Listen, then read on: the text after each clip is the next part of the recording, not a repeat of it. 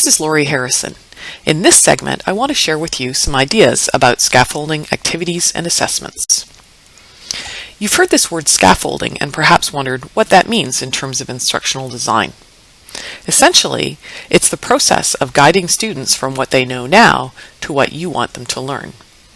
We break down learning objectives into manageable steps or stepping stones and provide the students with the supports they need. For example, by tapping into their prior learning and experiences, by modeling, showing, and demonstrating the skills they'll need to learn, by staging the assignments gradually and moving them up through a series of assignments towards a goal, and on the journey providing, either through our feedback or through their peers, some idea of how their progress is unfolding and whether they're achieving and gaining the skills they need to get there. In this image, you see the student perhaps daunted by a significant assignment or task, and here it's visualized as one giant step. However, if we provide learning activities that act as stepping stones that move them through scaffolding towards that learning outcome, they're more likely to succeed.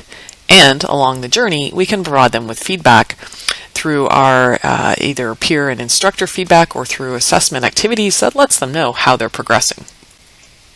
So, part of assignment design is pondering what are the prerequisite skills that our students need. Is it reasonable to assume they already have them, or do we need to provide some supports to make sure they do?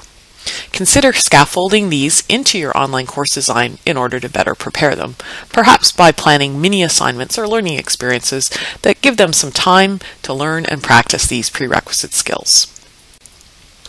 Here's an example from social work provided by Charmaine Williams. We want to move our students perhaps from lower order thinking skills to higher order thinking skills. In this case, the final assignment could be to write an analysis of an ethical dilemma that's arisen in your practice context, emphasizing the competing ethical principles and providing a rationale for a chosen plan of action. Now that's a bit of a tall order. How can we get our students to that end goal? We might go back to the beginning and first ensure that they have the knowledge and information about codes of ethics and the protections provided for each one. We also might want them to apply the ethical principles to a situation where they've had in a work or other context exposure to an issue where it's applicable. We might also consider providing them with a case example showing and demonstrating how ethical principles are relevant, how they complement each other, and where they're in conflict. So practice. And then, perhaps after those 3 steps, ask them to do the final assignment, writing an analysis on their own. So you can see here how there are stepping stones using both activities and feedback to support the students on that journey. You can feel free to share that process with your students. For example, creating an outline of how the assignments and assessments are scaffolded. It's fine to be transparent. They'll probably be pleased to understand how you design their learning experiences to work together in a relevant and logical way. They shouldn't have to read your mind. Why not let them know how you're hoping to support them on the journey? If you want to look at it at a course basis, end to end, if you wanted to have a project-based scaffolding that moves students over a number of weeks or units towards an end project, you can think of it in phases.